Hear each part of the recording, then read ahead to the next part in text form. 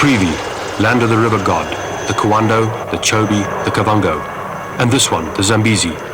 For more than a decade, the watershed between black Africa and white, on the fringe of an increasingly hostile continent.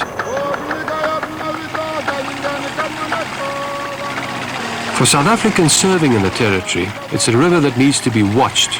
For not very long ago, it formed the major access route for terrorists coming in from Zambia and further afield, most of them intent on fostering revolution into southern Africa.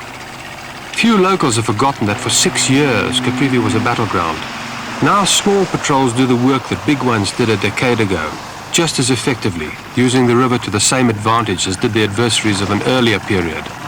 Speak to them and they will tell you the ambience is not an unpleasant one.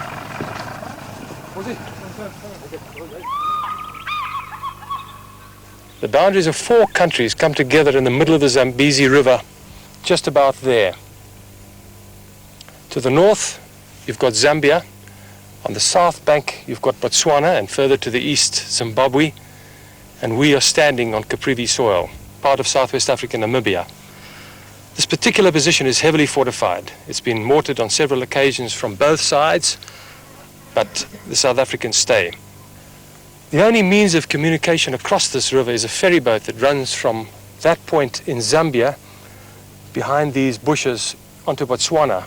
It's a major international link, with a ferry boat running fairly routinely several times a day. On the Zambian bank, there's a fair deal of activity, most of it commercial, or ostensibly so. The Botswana Defence Force isn't nearly as discreet about its military installations. Kokumba Island, South Africa's furthest base east on Caprivi soil, is a compact little military unit that has already given an account of itself militarily in the past year. Some of these men regard it as one of the most pleasant and at the same time most isolated postings in the region, with little more than bush and river for company. The unit even has its occasional line that comes across the river from Botswana. Focal point of activity, though, is the observation post that tells the South Africans what is happening across the way. Defences are there, aplenty, for when the other side opened fire on Kokumba a few months ago, these were the weapons that answered in kind. The biggest South African military base in the region stands at Impalela Island, another Defence Force installation that has taken incoming fire. A mortar shell not long ago scored a direct hit on the tower. Again, the South Africans answered with a kind of aplomb that makes others think twice about doing this sort of thing too often.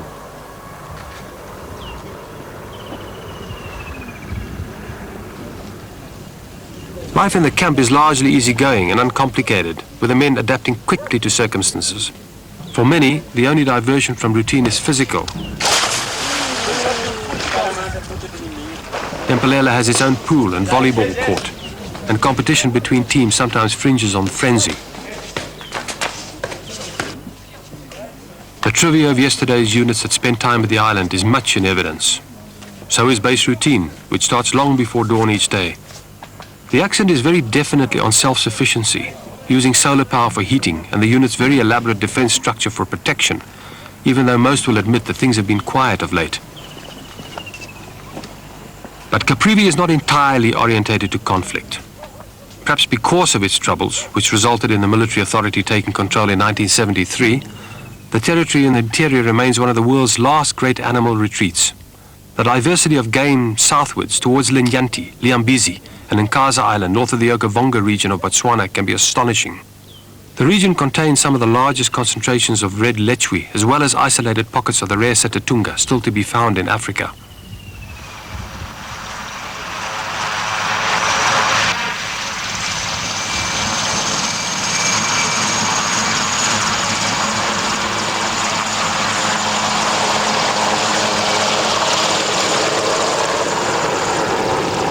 Just about every great animal species in Africa can be found in abundance in Caprivi swamps, which spontaneous combustion sometimes causes to burn furiously during the hot months. There are probably enough hippo and elephant to populate all the world's zoos dozens of times over. There is also the giant Liambezi Lake, a relatively new development in Caprivi which followed the worst rains this century in 1956 and flooded an area the size of some small countries.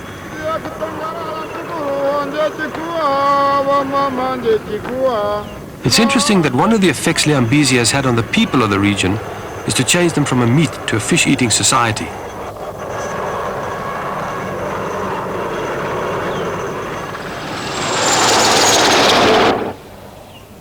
For the white man, the soul of Caprivi is to be found at Shukmansberg, a tiny settlement on the banks of the Zambezi. For there is more to this untidy collection of huts than initial impressions lead one to believe. Almost 75 years ago, in 1909, the Germans settled this town of Shukmansberg on the Zambezi. It was the furthest point east that was penetrated by Imperial Germany, and today little of the original settlement remains excepting for this old house. It was one of three that was built, and this one was used as a jail by the Germans. The village itself is fairly dilapidated. The other two houses have fallen into disrepair. The South Africans have added their contribution by building several structures here, including that clinic over there, which is the biggest structure of its kind for several kilometers on both sides of the river.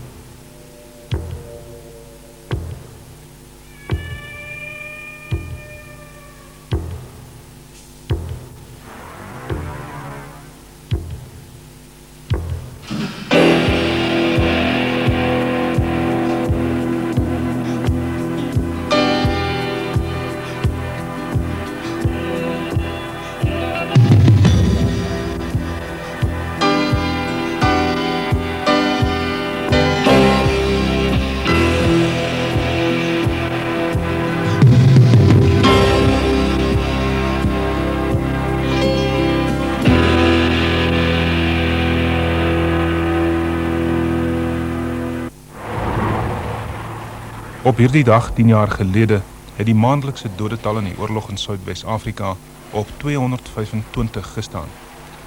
Vir ons wat die oorlog op film of video moes vaslê of in woord moes beskryf, was daar waarskynlik net soveel ontnugtering en frustrasie as vir die troepe in die voorste linies. Want net so min as wat paraatheid en opleiding jou kan voorberei vir jou eerste skietgeveg, net so min kon ons videokameras of ons stukmasjiene die werklikhede van die oorlog uitbeeld. Niks wat enigeen van ons kon skryf of afneem, sou die ontbering, die menslike drama en die skrikwekkendheid van die oorlog getrou kon weergee.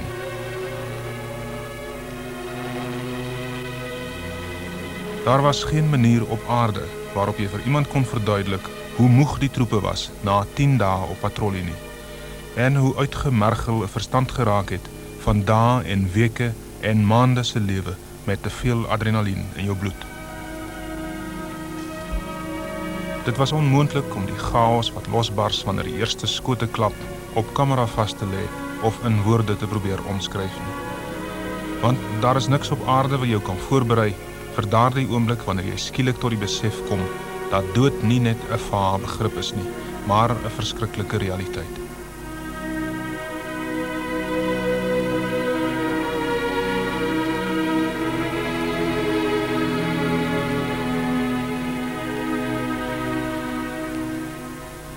En uiteindelik was daar geen vorm van reportage wat die verskriklike finaliteit van dood behoorlik kon beskryf nie. Want dood is iets wat jy kan ruik en voel en proe.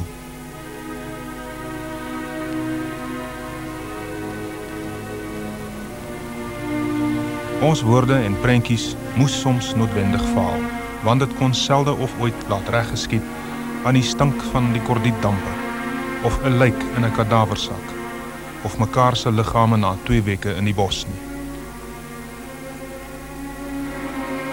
Net so onmoontlik is dit om die smaak van boeliebeef en geweerolie te probeer beskryf, of die brandende kyke van die Ovambo kinders.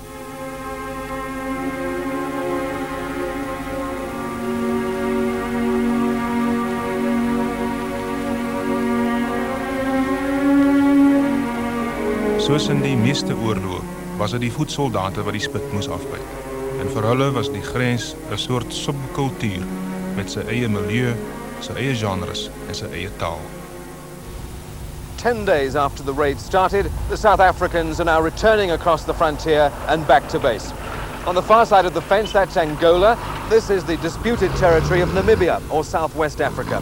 We're the first independent witnesses to verify the South African withdrawal.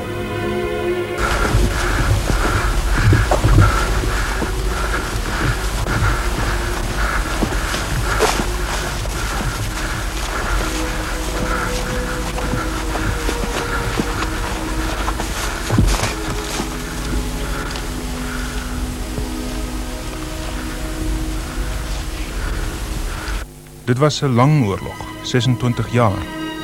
Vir ons het hy geloop van film tot video tot satelliet, van tikmasjien tot faksmasjien en van een generasie tot 'n volgende. Die meeste van ons het ongeskonde uit Namibië gekom en Angola was nie Suid-Afrika se Vietnam nie. Nietemin is die name van duisende gesneuweldes in die granietpanele van Fort Klapperkop uitgekerf. Vir die paas en maas en vrouens en kinders wat agtergebly het, is dit heilige grond hierdie. Hulle mag seker nou, na 10 jaar, met reg vra of die oorlog geregverdig was. As ons oorlog gemaak het om SWAPO uit Namibië uit te jaag, is die antwoord nee. As ons oorlog gemaak het ter wille van 'n stabiele, onafhanklike en demokratiese Namibië, is die antwoord ja.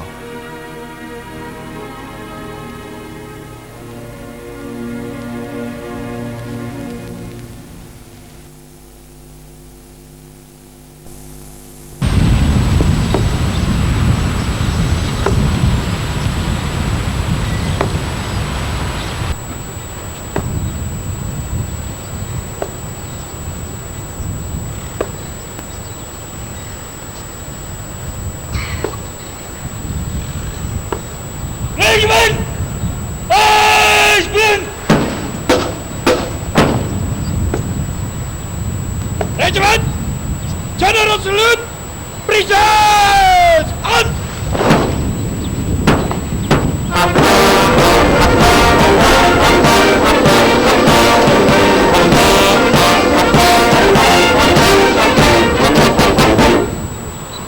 Shoulder! On!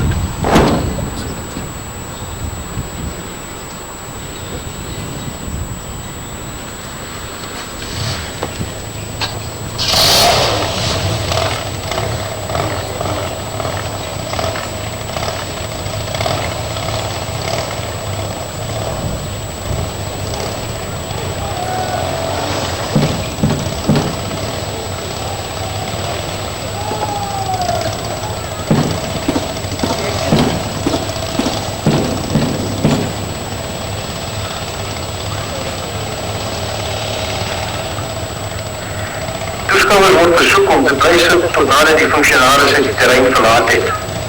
Spectators are requested to remain seated until the dignitaries have left the terrain.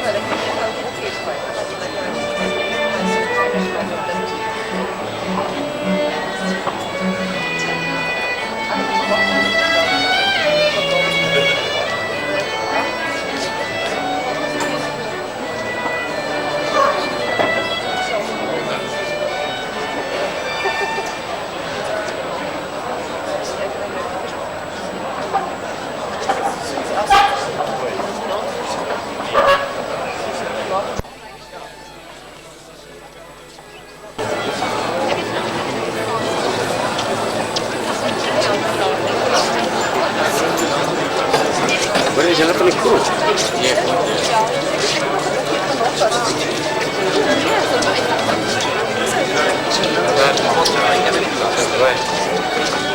I'll take it away.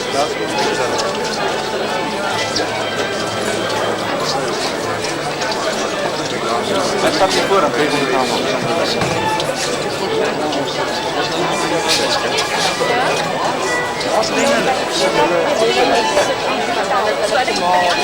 Beskikbaar is daar.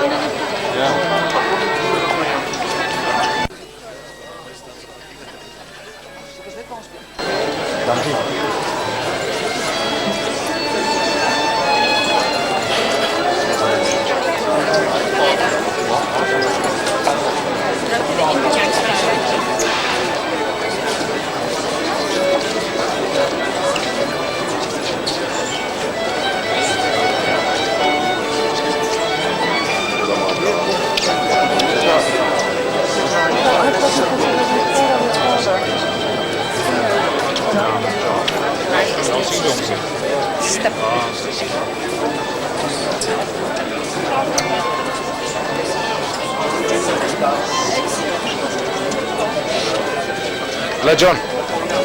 Kom hier.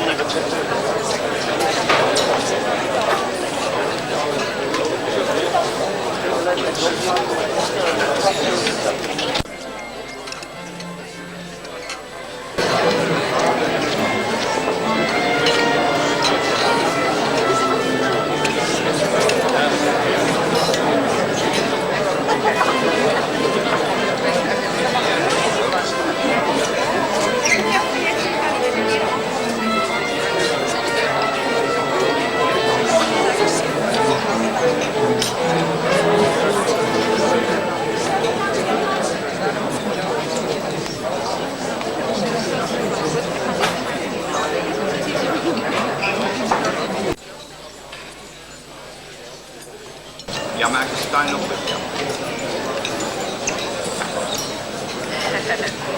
Ja, je hebt hier succes en merk. Die hem goed van.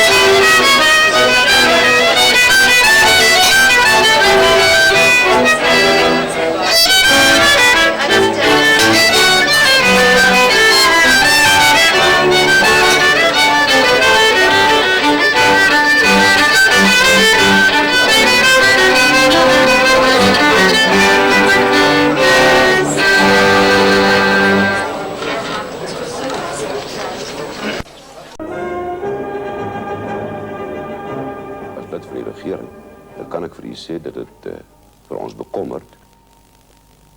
En ek weet dat ons as regering al samesprekings hieroor gevoer het. En ek weet ook dat die minister van nasionale opvoeding en die minister van finansies is besig om aandag aan hierdie aangeleentheid te gee. Want dit kan ons nie hê. Ons kan nie aan die ene kant ons seuns op die grense laat veg teen marxiste en dan toelaat dat ons universiteite broeiplekke vir die marxiste word nie. Ons gaan dit eenvoudig nie duld nie. Ek gee nie om hoe ten hemele hulle skreeu nie. Ek wil vir die jonger studente sê dat hulle moet kyk na die realiteit van die situasie en daarvan studie maak. Liewer om aan die neus geneem te word en gelei word en gevoed te word op die hele kwessie van bevryding in terme van emosionalisme.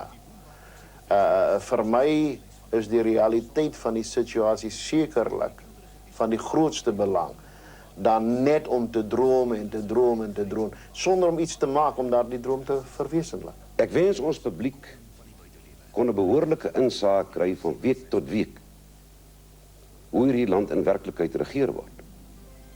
Ek wens soms hulle kan teenwoordig wees om te sien wie is ons adviseurs en te hoor wat is daardie advies, want dit maak nie saak wie hierdie land regeer nie. Dit maak nie saak of dit 'n party aan ons linkerkant is of 'n party aan ons regterkant. Ons of enige van daardie partye sal ons dieselfde weermag hê, dieselfde polisiediens hê, dieselfde nasionale intelligensiediens hê en dieselfde diplomatieke diens hê. Nou wat gaan hierdie partye as hulle aan bewind kom nou sê? Wanneer die leiers van hierdie departemente, wanneer die hoofde van hierdie departemente, wanneer die deskundiges van hierdie departemente week na week vir hulle dieselfde kom sê as wat hulle vir ons sê, naamlik hier lê julle gevaarpunte, daar het ons die stuk inligting bekom, hier moet julle wal gooi, daar moet julle optree. Wat gaan hulle doen as dieselfde basiese feite omtrent die bedreiging binnelands en buitelands week na week vanaf hierdie amptenare na hulle kant toe kom, want hierdie amptenare is nie politici nie. Hierdie amptenare word nie uitgestem in 'n verkiesing nie. Hierdie amptenare doen hulle plig na die beste van hulle vermoë in Suid-Afrika se belang. Hulle is ons seuns. Hulle is ons dogters. Hulle het net een doel vir oë en dit is om Suid-Afrika te laat leef en te laat wen. En die regering laat hom lei. En die regering neem voortdurend in ag wat hierdie deskundiges vir ons week tot week voordra. En ons moet vanselfsprekend hulle waarskuwings in ag neem. Ek dink dis nodig dat hier die oorsake van konflikte geheel en al uit die weg moet geruim word. Dink jy dit is moontlik? Ek dink sekerlik, daar is 'n gees van welwillendheid van alle kante. Ek dink die meerderheid van mense, nie teenstaande omstandighede, soek vir oplossings. En eersdags glo ek, met 'n goeie gees kan daar die konflik oorsake uitgeskakel word. Op diplomatieke terrein ervaar Suid-Afrika ook in die jongste tyd meer druk, selfs van sy tradisionele vriende. Dit blyk uit 'n opname wat gemaak is tydens verlede week se ambassadeurskonferensie by die Uniegebou in Pretoria. Oor die rol van die VVO in vyandigheid teenoor die RSA bestaan daar by die minister van Buitelandse Sake en Inligting, meneer Pik Botha, geen twyfel nie. Hulle spandeer letterlik miljoene der miljoene om video-opnames te maak, radio-opnames te maak, om kassette te maak, om films te maak, wat wêreldwyd verspreid word deur hulle en wat lande oor die hele wêreld veronderstel is om voortdurend uit te saai. Hulle het skoolprogramme opgestel om te verseker dat skole in die wêreld ingelig moet word oor wat hulle siening is van apartheid en van die blanke Suid-Afrikaner. Om te verseker dat 'n hele nuwe geslag mense wat nou groot moet word, ons so moet haat dat daar nooit 'n kans vir ons sal wees om weer 'n gebalanseerde mening in die toekoms, sê oor 10 jaar of 20 jaar te kan verkry vir Suid-Afrika.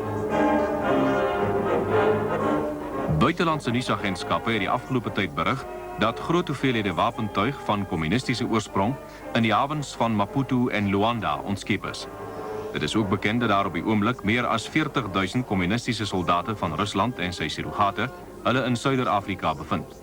Volgens professor Olivier is dit onrusbarend as 'n mens in gedagte hou dat daar 10 jaar gelede byna geen vreemde magte in die streek was nie. Hy glo Suid-Afrika is opgewasse in 'n streekkonflik, maar as groter moondhede toetree, kan die situasie verander. As ons nie iets verdedigbaar het nie, dan gaan ons militêre arm vir ons niks help nie. Ons militêre slaankrag is net 'n beskermingsmeganisme waarachter ons hervorming kan voortsit sodat die bedreiging kan afneem. En as mense in bravado byvoorbeeld sou sê dat ons kan enige iets trotseer, dan moet ek werklik waar sê dat hulle kennis van die magsopset in die wêreld baie gering is. Want jy weet, die militêre vind ook nie plaas in isolasie nie. Dit affekteer die maatskaplike, die politieke, die ekonomiese. Jy weet, in Rhodesië was dit uiteindelik die geval gewees dat die militêre kostermate raak ons meer en meer trefbaar met die gevolg dat ons speel in die hande van die elemente wat eintlik 'n groot skaalse konflik in hierdie land wil sien. Op ekonomiese gebied moet my departement en die regering haas elke dag moet ons op ons pasoppings wees. Moet ons verskillende aksies wêreldwyd dophou om sekere produkte van hierdie land te boikot om aan ons die lewering van sekere strategiese materiale te weier om Suid-Afrika op die knie te bring. Dit is 'n voortdurende monitoraksie aan ons kant. Aan ons kant is daar voortdurend, my beamptes oor see moet voortdurend in gevolge my opdrag hulle aandag hier aan gee om te keer, om in te dring, om oordeelkundig te werk te gaan, ensovoorts. Jy vat dit op finansiële gebied.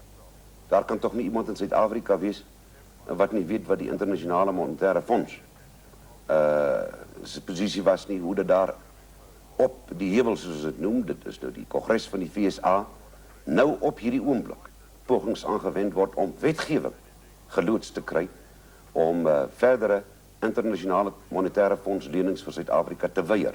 Over 30 years have passed, and South Africa finds itself in a position where enemy flags fly on the other side of the border posts, and South African troops stare at an enemy placed but a few meters away. It is a state of war, but remains undeclared. The two main fronts on which it is fought are the military and the psychological. Low in intensity, there is no massive military onslaught here, nor the hell of trench warfare. And at present, it is unlikely that there will be a massive conventional drive against the enemy, since they seem at this stage to want no direct contact with South African forces, their aim being rather to force the army to follow them on foot or by vehicle, as this causes irritation and weariness, and can be endless. Here there is no reckless gambling with the lives of men, no flamboyant strategy of wild heroics. The hero is the soldier who can destroy the enemy today and live to do it again tomorrow. Nevertheless, the state of war must be acknowledged, since to counteract the infiltration of the smallest body of enemy forces, the South African army must stand at the ready, patrolling the vast areas diverse in growth and climate, day and night, by land and by air. This, then, is the nature of South Africa's war, a war with which she is now steadily coming to grips. We must realize that this is the first time in over 30 years that the South African army is once again involved in active operations. So it's understandable that over this time our training has often got off the mark or missed the target, and we had been inclined over a long period to become more and more theoretical. However, now that we know where we're going and what we're up against, we've been able to adapt very quickly, and we feel that we've made tremendous progress over the last year. Although in many senses we can still see ourselves as beginners in this war, all soldiers are pretty confident of their present standard and their potential. Our training is now much more practically orientated, and the soldier himself at last now sees the need for the hard, grinding and vigorous type of training that is required. Number 755 06 014 PB. Rifleman. Nee. 37. Oké, klim je op.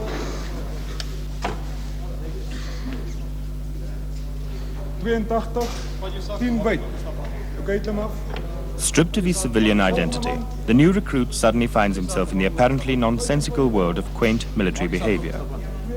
Bewildered and at times scared because he does not know what to expect, he enters a period in his life when it will seem to him that people have forgotten how to talk and can only shout. One hears a lot of stories involving the training of national servicemen. Well, the one story is that they've got to sleep on the floor the night before inspections, or that they've got a monster looking after them, and this monster is called a corporal. This may be so. We've got corporals training national servicemen, training them hard for a good reason. We like to train national servicemen so that eventually, when we do employ them at the border, in the operational area, that they will come out alive.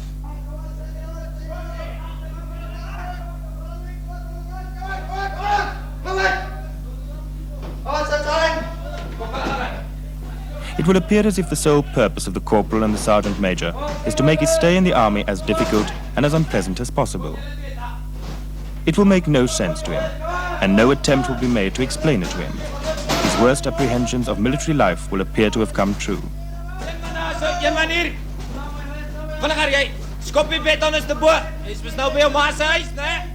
However, all that has really happened is that he has embarked upon the traditional path of every recruit, a path which will eventually lead to him becoming a highly trained and efficient fighting soldier. Quiet! Right, now I'm going to show you how to make an army bed. Have you got me? Wie jou om? Kamerad! Ek hoor wat sê. Right, you tuck your bed in, make sure the blanket is straight and tight. And then you put your army issue brown towel over the end of your bed, make sure it's right down the bottom, straighten it and tuck it in as well. Right, then you take water and you spray it over your sheet. And you iron that sheet so that there are no creases left in it. You all understand so far? Yes. Right, your bed will look like this in the mornings. You then take your shaving cream, multi-purpose bed squarer, and you put the shaving cream on the edge of the bed and you rub it in with your shaving brush and then you iron it with a Dixie and an iron so that the edge of this bed is square like a matchbox, razor sharp. Right? Then to the parade ground. Left, right, left, right, left, right, left. Love your knees, love your knees. Left, right, left. Left, right, left, right, left, right, left. Don't chase the step. Left, right, left. Left, right, left, right, left, right, left. Keep your hand to your side. Make a fist. Left, right, left. Love your knees, love your knees. Left, right, left, right, left, right, left. Squat. Hold. There's a tendency among you people not ironing your clothes, not cleaning your rifles, and you live filthy in your rooms. And then you don't sleep in your beds either. Now this won't be tolerated anymore. Therefore, you're going to get corrective training, and you will sleep in your beds. Have you got me? Yes, sir. Move to the right in threes. Right, turn. One. By the left. Quick, march. Left, right, left. Left, right, left, right, left, right. Move to the left in threes. Aim down, turn. 1, 2, 3. Left, right, move to the right in threes. Aim down, turn. Check. 1, 2, 3. Left, right, left. Swing up your arm. Left, right, left. Don't look at me, lovey. I've got a girlfriend. Left, right, move to the left in threes. Aim down, turn. Check. 1, 2, 3. Left, right, left. Look in front of you. Look in front of you, guitar neck. Left, right, move to the right in threes. Aim down, turn. Check. 1, 2, 3. To coin an old phrase, sweat saves blood. We, that is the professional soldier, the instructor, are not there to woe them for 2 years while they're here. We are here to train them. We are not here to be their friends. Well, not directly. The end result must be a well-trained soldier who will be prepared to meet the enemy, who will be prepared to take the responsibility to kill if necessary, and overall, to stay alive in doing so. Perhaps he will think that we're not his friends, but eventually, if he does come out alive, I think he will realize that we just might have been the best friends that he will ever have. Come on! Get on! Jump over! That's it! Come on! Get over! Come on! Go on!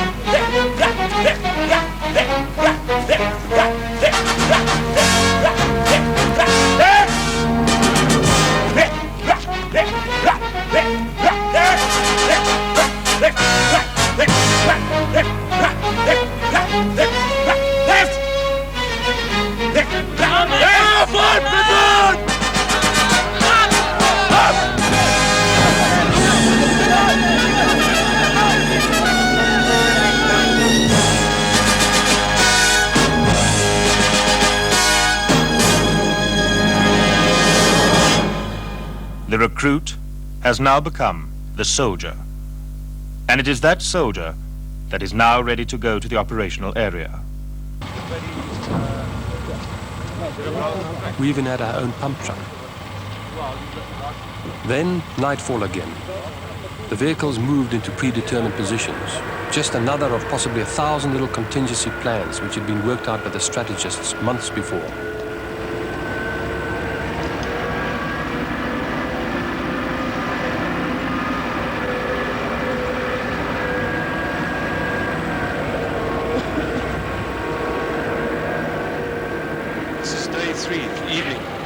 Traveling for 3 days, and we've got this far, several hundred kilometers into Angola without being detected. We leave this position at 3 o'clock in the morning, and we'll hit the enemy shortly after breakfast.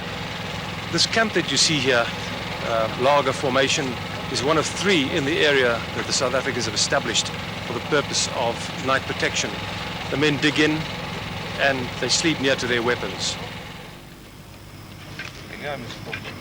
Every one of us was aware that the following day would bring action.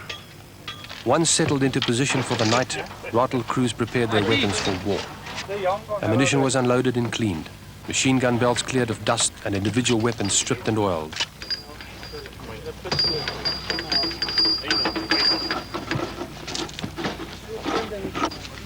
We had little idea what was waiting for us and needed no prompting. Suddenly, business had become serious. Even an RPG-7 that had been captured earlier was primed for action. The Air Force accompanied us in their own communications vehicles, distinctive with arrays of aerials.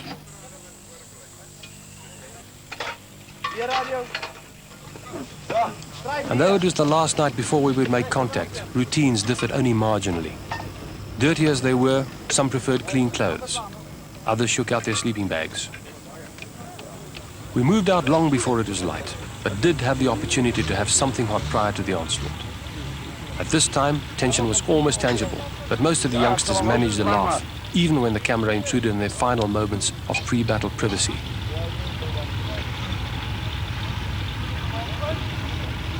The South Africans have their own way of doing things. This is the final morning, and each one of the men received one of these cards as a gesture from the officer commanding of Sector 10. It's quite a simple message, but it's evocative. Thank you. We've reached the final stage of preparation for our task. For the sacrifices and devotion, I thank you. We serve a just cause and will therefore continue to fight. for peace, freedom, safety and prosperity. Then the message ends with a simple psalm, but quite apposite for this time. Remember, yea, though I walk through the valley of the shadow of death, I will fear no evil. For thou art with me, thy rod and thy staff, they comfort me. Good luck and Godspeed. The attack arrived with some of the thickest bush country we'd yet traversed. First, we had to carve a road towards our objective, and that, together with an airstrike, told SWAPO of our presence.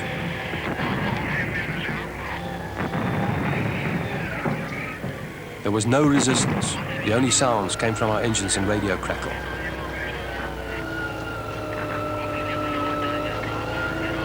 With mortars in position, we proceeded with the softening up process. Volleys of 82mm shells were lobbed into the hills ahead of where intelligence sources had indicated an enemy presence.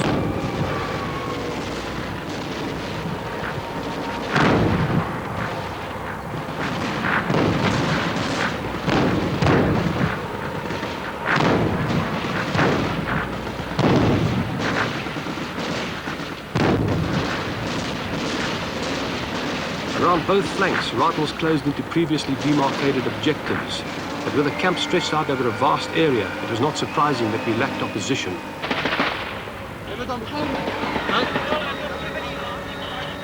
It was in this area, 2 days later, long after we'd passed through, that we discovered some of the results of our handiwork. Those were the scenes that introduced this film.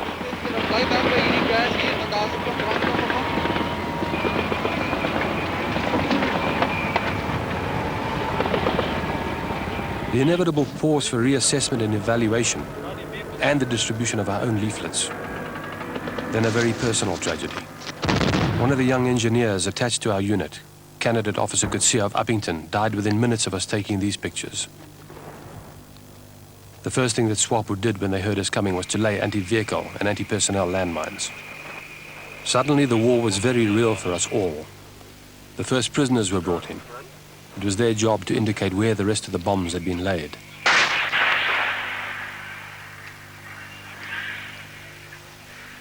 In the rest of the camp, there were definite indications of habitation. A food cache.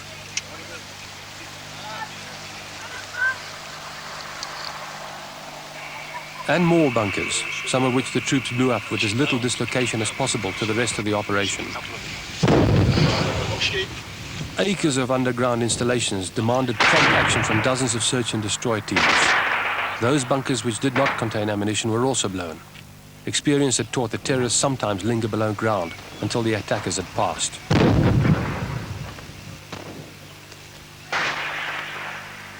Colonel Nico Roots, you are Senior Staff Officer Operations, Headquarters Southwest Africa Territory Forces. I understand what you're trying to achieve in a long-range penetration operation of this nature. But perhaps you could be more concise in explaining the philosophy behind bringing your forces several hundred kilometers into enemy territory. You will appreciate that 6 weeks ago, during Operation Protea, when we attacked Zangongo and Ondiva, we gleaned a lot of information during that time and immediately afterwards, which led us to locate this specific area where their command and control headquarters was situated. In the north? Here in the north.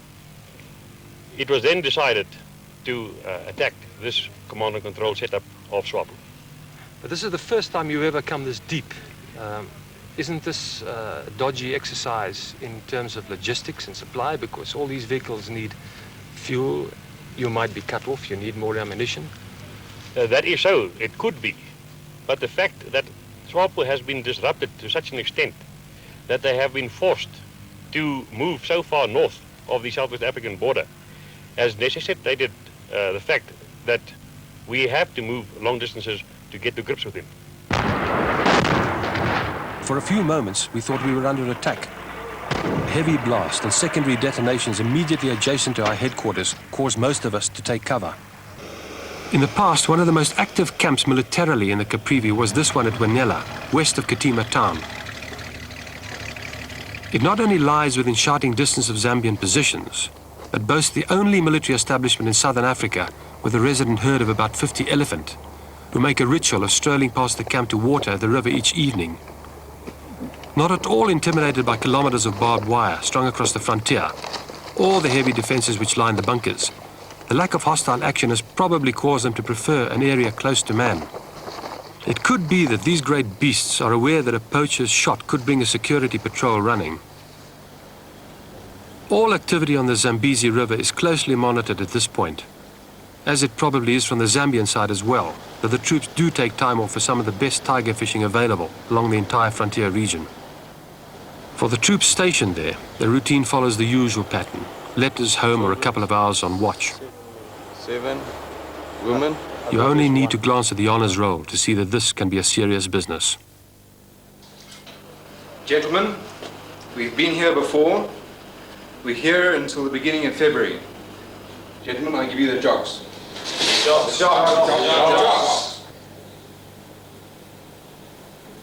Cheers. Cheers. Prost.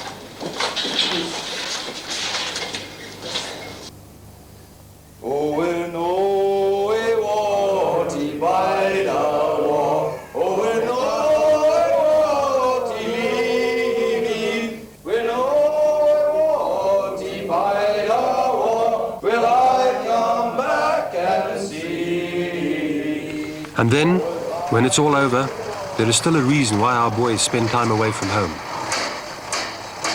For Caprivi remains an operational area along our borders, though granted, not an active one. Still, there are men needed on the ground, for machines in this electronic age can only do so much. Soldiers with gun in their hands are still needed to trudge through an often unfriendly bush. And if this patrol doesn't find a contact, perhaps the next one will, or the one after that. In Caprivi, only one thing is certain. SWAPO may not be active today. It's tomorrow that these men are concerned about. The Zambia mentioned by Mr. Leonard Chaka is indeed just across the way from Katima. And you don't need to climb the tallest building to get a very good view of it either. For its part, Katima could be 1,000 kilometers from the operational area. For the pace of life in the main military base is far less intense than it is in Evambo, a good few hours flying time to the west.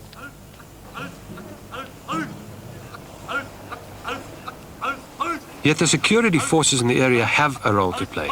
Even the most sanguine observer accepts that were the South Africans to pull out tomorrow, their presence would be replaced within a week by that of SWAPO.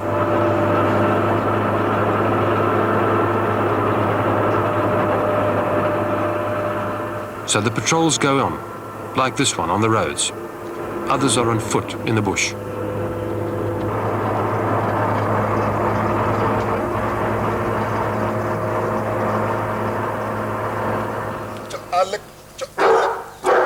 The South African police are also active. They and their Southwest African counterparts run a fairly substantial training base at this camp just outside Katima. There's nothing subtle about the training. These men are being prepared for the kind of problems which beset the Caprivi not very long ago. Hit your own target in your own time. Fire! In bushcraft, counteraction and patrols, these men are taught to be equally adept should they find themselves in a tight spot. For there are no half measures in any kind of insurgency conflict. Forward! Stop!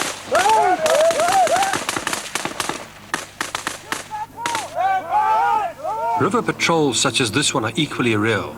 Though since 10 South African soldiers were killed at Katima in a rocket attack from the Zambian side in 1978, which resulted in a more aggressive policy by the South African government of taking the war to the enemy, incursions have been few and largely desultory. But to paraphrase van Clausewitz, even the SAP acknowledges that to have peace you need to prepare for conflict, whatever the level of intensity. As with other ethnic groups in Southwest Africa, Caprivi has its own battalion, 701, some of whose members have already distinguished themselves in action against SWAPO in cross-border raids into Angola.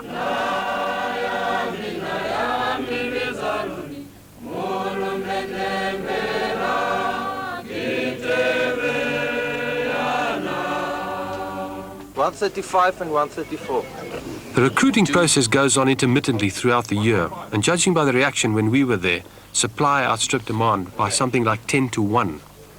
The battalion was looking for about 70 good men. There were almost 700 applications for these positions last December. In order literally to separate the men from the boys, all applicants were required to pass a fairly stiff selection course, like this one involving a run of 10 kilometers with 20 kilos of bricks in a canvas pack. In heat which touched 30 degrees Celsius in the shade, the potential recruits went to it with a gusto of professionals.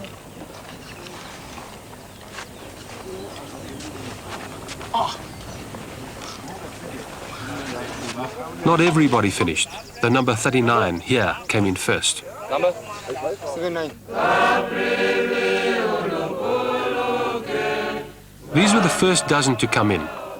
And if they fare as well in other tests, they will be fighting men within a year, though some, in their enthusiasm to win through, will carry the occasional scar to prove their perseverance.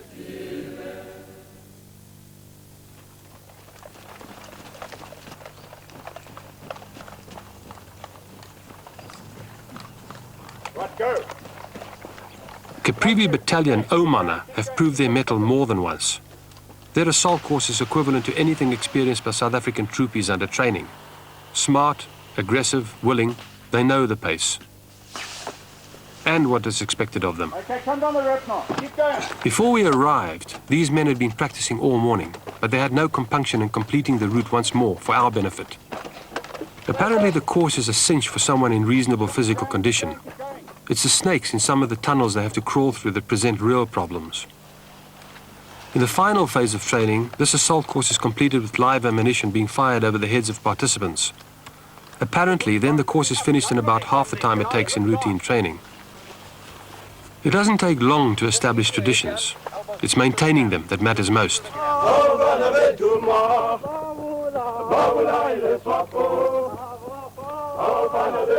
Mapacho Base is the Air Force counterpart to the Army establishment at Katima, lying about 30 kilometers into the interior of the territory. And whereas the executive establishment in Ovambo is largely dominated by men, Caprivi has seen its first operational females, so it's not all that surprising therefore to see an army vehicle approach a roadblock, like this one, and to find the cab shared by a baby in a pram.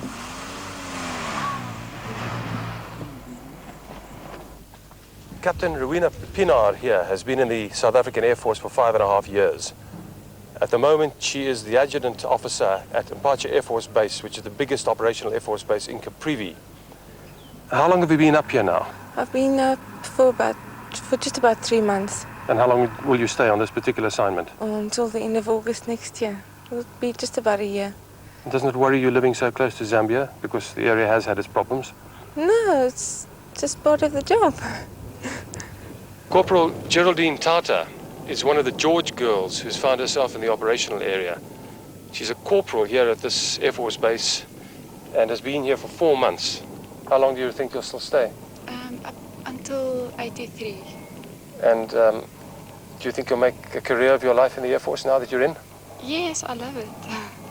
How do you manage to fit in, being one of the few girls in a huge military area where there are mainly men predominant? Well, you get accustomed to it. You're just one of them. And you are married as well? Yes, I'm married.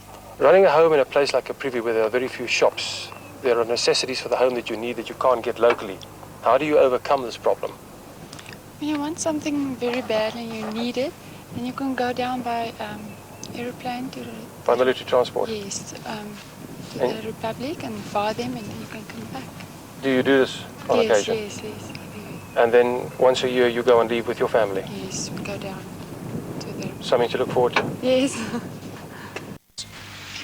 As usual, the amount of captured Eastern Bloc weapons and ammunition was prodigious. Just about every caliber in the Soviet arsenal was represented. But certainly the most interesting item recovered was this Russian Sam-7 missile and launcher. The same weapon, incidentally, which not long ago brought down 2 civilian Viscount passenger aircraft in what was then still Rhodesia. Although the Sam-7 is not regarded as among the most advanced weapons in this range, it obviously has its uses. The focal point being this heat-seeking eye, which locks onto any heat or infrared emission from an aircraft or helicopter. There is a certain technique involved in correctly operating the device. You need to lock onto your target for about 5 or 6 seconds before pulling the trigger. And that requires courage when you're at the receiving end of an incoming aircraft. The camp yielded other surprises. one of them very human indeed, and typical of the kind of conflict in which we were involved. One of the more unfortunate events of this particular operation was the finding in a camp which we had attacked and found abandoned was this gentleman, Mr. Saharia, who is a Kwanyama tribesman from Avambaland. He had been abducted in 1979 by the terrorists, taken across the border into Angola, moved north all the way to this camp, and left here. At the moment, he's suffering from consumption. He's in a fairly bad way. He's got shrapnel wounds in his back. He's had no medical treatment whatever. Obviously, this old man was of no use to the terrorists, and therefore the little he was given barely kept him alive. The South African forces have found him, and he will be airlifted out on the first available chopper to the base and then return to his village. Mr. Saharia is not an isolated case. There are many like this. The younger ones seem to do better than the older ones for obvious reasons. But the one comfort he will have is that he will die among his people. Also discovered in one of the camps taken by the South Africans was this group of Bushmen, men, women and children who were effectively liberated from their Swapo hosts who had apparently kept them in a state of servitude for several years. They too went home to Southwest Africa. For the majority of these travellers, including ourselves, the last stop but one before returning to friendly lines was Yaoundé, formerly a Portuguese trading post in South Angola. It was here that all wounded prisoners were taken for more effective medical handling.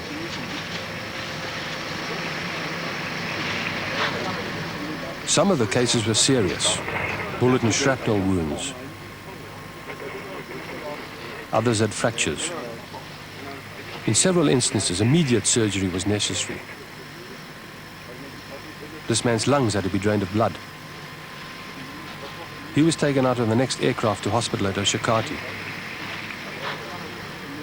Also on board was another traveller, whose overall condition could not have been very much better than the worst of those wounded in battle. Mr. Saharia was making his first flight. He'd been forced to leave his Avamba village on foot, and after 3 long years, at last, he was going home.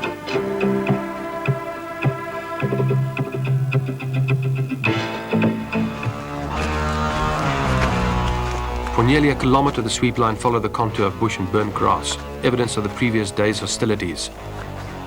There was only one overriding consideration. The men needed to watch for landmines or booby traps. And we found them. A telltale wire sticking through the sand told our left flank that there was something there. It was a job for the engineers to sort out. With the kind of experience gained from much practice, the young lieutenant sifted carefully through the soil to ascertain the extent of the trap, which we found covered a fairly substantial cache of Soviet arms.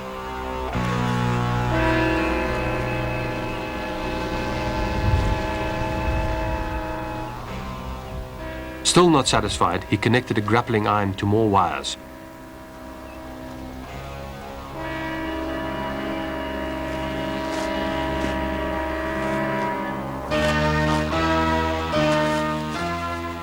From a safe distance, the engineers pulled while we waited for an explosion, which never came. The entire cache area had been mined for just such an eventuality, with the business end of the bomb covered in plastic against the vagaries of weather. The cache itself yielded its share of surprises. Landmines from Yugoslavia and the Soviet Union, bundles of East German detonators exposed and unstable, Yugoslavia and the Soviet Union, bundles of East German detonators exposed and unstable, Czech cheese mines, so named because they resemble bright yellow cheeses.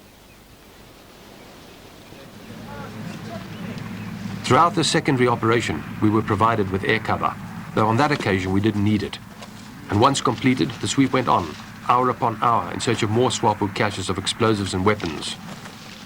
The work was tedious and exacting, as it is each time there's an external strike, but it has to be done. Above the whine of a battalion of insects and flies, the only friendly sounds come from above. The camp itself, once we reached it, was a daunting proposition. Kilometre after kilometre of twisting trenches and buried bunkers. There was no way of telling whether any or all had been booby-trapped. Obviously, the enemy had fled, leaving little of value behind except clothing, some ammunition, documents, and the primitive paraphernalia of survival, in an equally primitive land. When the engineers weren't certain of the security of a particular position, they employed their own means to find out where the danger still lurked. This Swapo camp was hit by the Parabats last night. The Parabats are the South African version of American Airborne. They came in at dusk and they withdrew half an hour later. The base itself extends over an area of about 20 football fields. It's huge, it's camouflaged, it typifies the sort of war that is being fought. It's not a sophisticated installation, but it's functional for the purpose of the kind of terrorism which is being waged into Southwest Africa. Swapo, it is said, never returns to one of their bases once it has been cleared by the South Africans. Possibly they fear that it might have been booby-trapped in turn.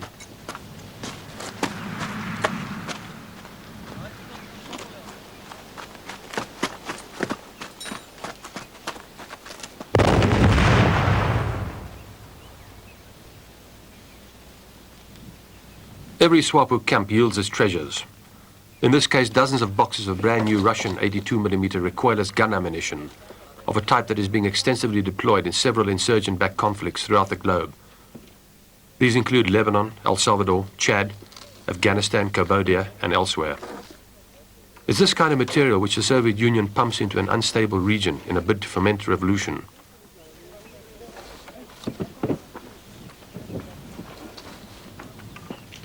While the rest of Angola starves, these boxes, each one containing 4 bombs, and together conservatively estimated in value at the price of a modest prefabricated cottage, have been transported through some of the most difficult country in Africa to be used in war.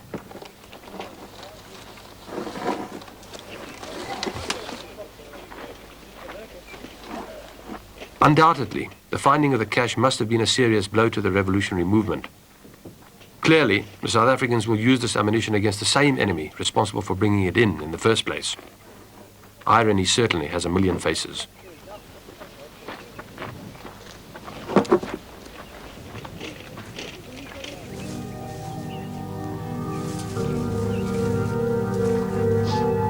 Not all of the war material is new. Some had been buried in the sand for years. These mortar bombs are not only unstable, they are dangerous, not the sort of weapon to use in a tight spot.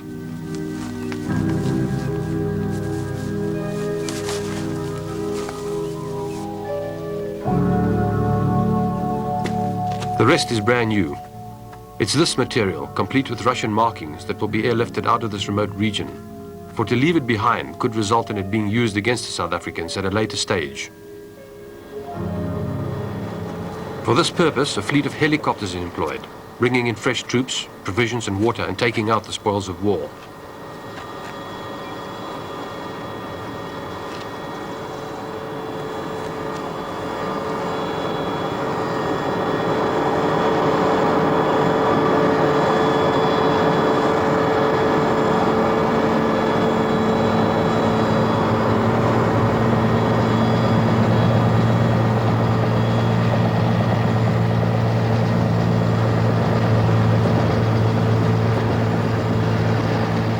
Operating in a huge area, reckoned to be about half the size of France, these are the pack horses of the South African Air Force.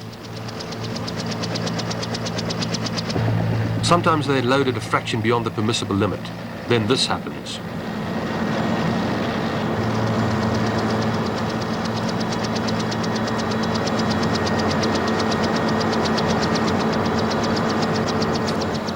Loading begins, the criterion being more or less whether the chopper will be able to lift off with this heavy load of munitions or not.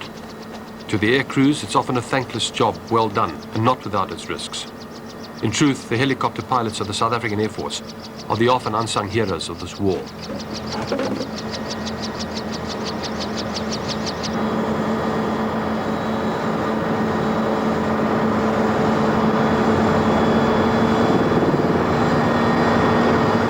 These are the men required to move when the time comes.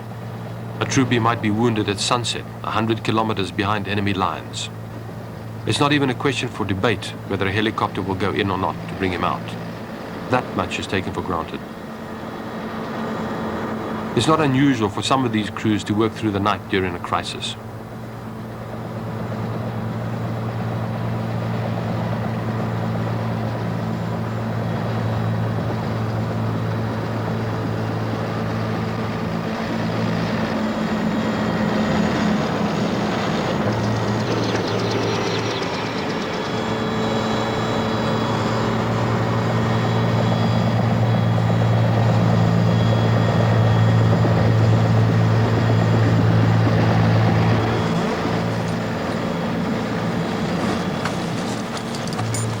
A big external operation like this one might involve several strike forces, some of them originating concurrently on Southwest African soil.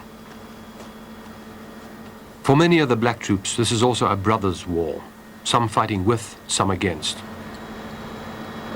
And while they wait to board, a sergeant who was born in Angola and who has spent years fighting Portuguese imperialism briefs his men. He uses the only language he knows, Portuguese, for it is something of a lingua franca in this desolate corner of Africa.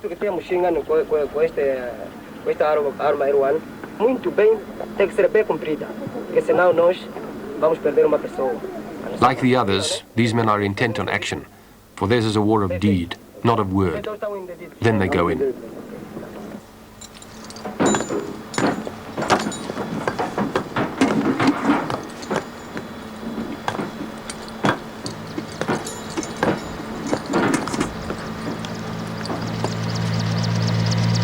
From a dozen points on the compass, the strike force lifts off. Few of the men carry more than their rifles, spare ammunition clips and water, for most will be back at base before nightfall. Each will have a story to tell. In truth, the measure of a man's worth on this continent is his ability to cope in times of adversity, even in wartime.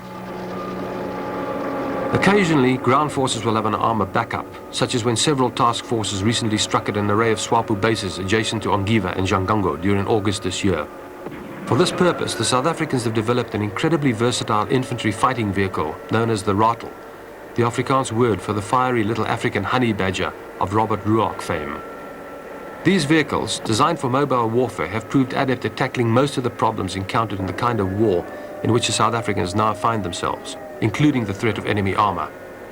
It's no secret that during Operation Protea, rattles acting in concert with Eland armored cars knocked out several squadrons of Soviet-built T-34 and PT-76 tanks without the loss of a single vehicle of their own.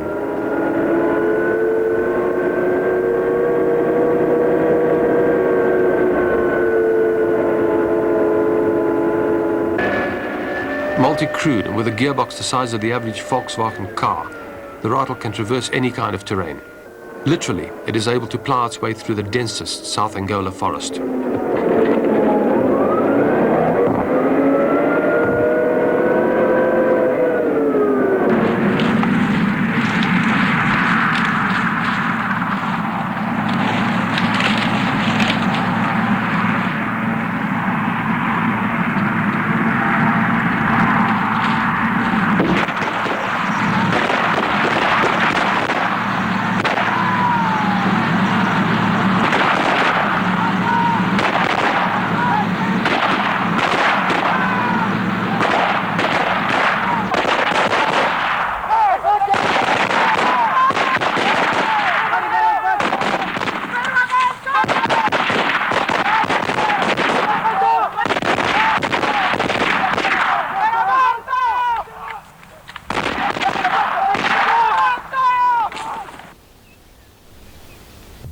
Gedurende die hele duur van die operasie was die vegtervliegtuie op 'n gereedheidsgrondslag om indien nodig vir die grondmagte noue lugsteun te bied.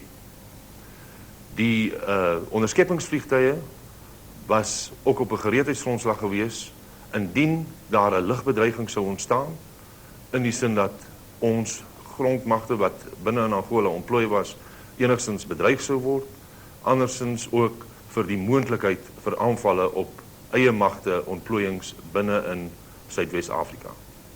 Een vliegtuig wat nie uitgelaat kan word nie is die Bosbok, wat aan die grondmagte 'n groot hulp gewees het in die sin dat hulle gehelp het vir die navigasie in die digbeboste gebied. Hulle het ook gehelp met die vuurbeleiding van mortiere, artillerie en ook skakelvlugte gedoen tussen die voorste gebied en die lugmagbasisse terug in Suidwes-Afrika. Die helikopters het op hulle beurt nou 'n troepering gedoen gedurende die res van die operasie. Hulle het gehelp met die afvoer van verliese, die aanvulling van voorrade en noodsaaklike uitrusting wat vinnig voor in die voorste gebied moes gekom het.